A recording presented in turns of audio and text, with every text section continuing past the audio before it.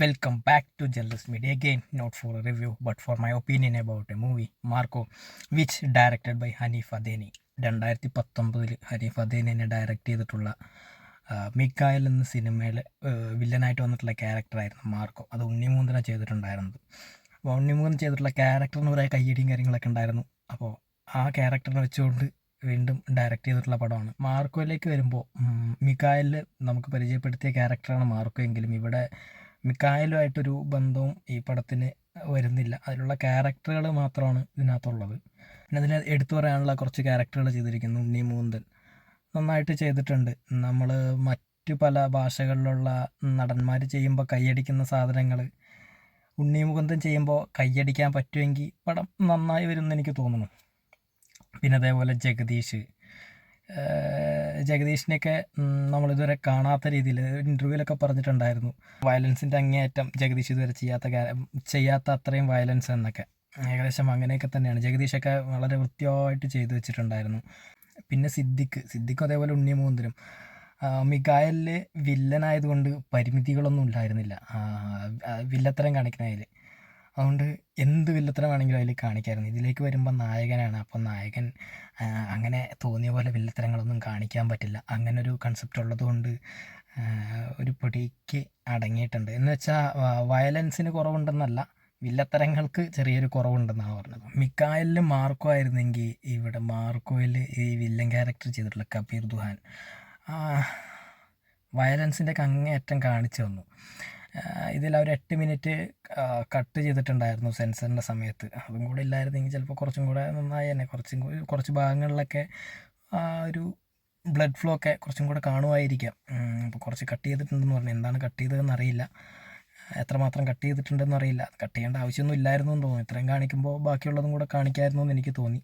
പിന്നെ രവി ബസൂറിൻ്റെ മ്യൂസിക് നന്നായിട്ട് ചെയ്തിട്ടുണ്ടായിരുന്നു. ചില സ്ഥലങ്ങളിലൊക്കെ സീനിന് നല്ല ഹൈപ്പ് കൊടുക്കാൻ ആ മ്യൂസിക്കിന് പറ്റിയിട്ടുണ്ട്. ചില സ്ഥലങ്ങളിലൊക്കെ ആവശ്യത്തിലധികം ഒരു ഓവർ ഹൈപ്പ് കൊടുത്ത പോലെയും എനിക്ക് തോന്നിയിട്ടുണ്ടായിരുന്നു BGM. മാർക്കോയിലേക്ക് വരുമ്പോൾ ഇതിൻ്റെ വയലൻസ് തന്നെയാണ് ഇതിൻ്റെ മെയിൻ.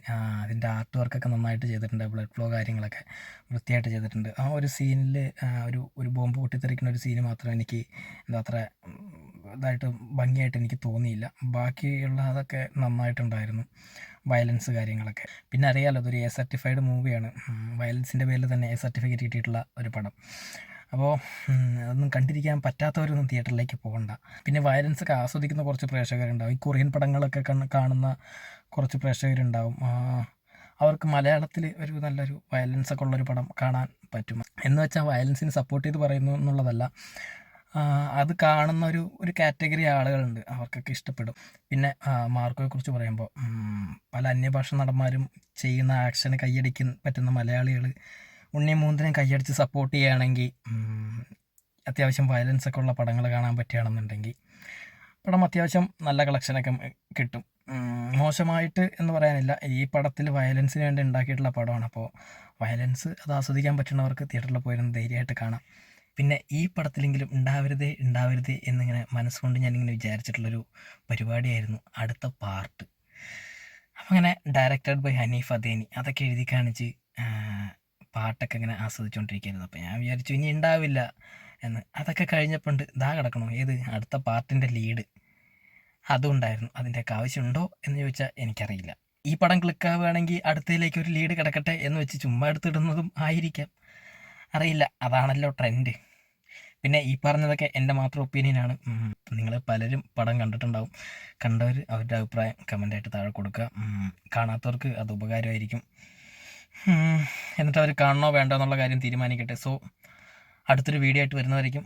Bye bye.